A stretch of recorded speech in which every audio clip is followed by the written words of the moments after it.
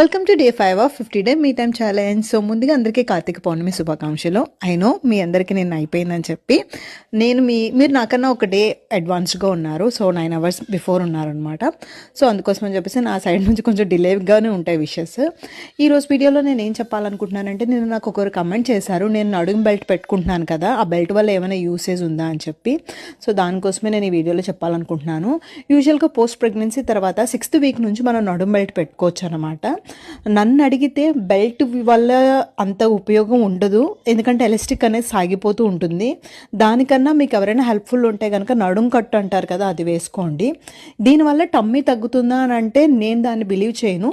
But ఏదైతే మన వేలాడే పొట్టు ఉంటుందో అది లోపలికి వెళ్ళే ఛాన్సెస్ ఉన్నాయన్నమాట. అంతేగాని ఫ్లాట్ స్టమక్ అయితే రాదు. అది నా ఒపీనియన్. సో హోప్ మీకు కనుక ఈ వీడియో నచ్చినట్టయితే మర్చిపోకుండా ఛానల్ సబ్స్క్రైబ్ చేసుకోండి అండ్ నన్ను సపోర్ట్ చేయండి. Thank you so much for watching.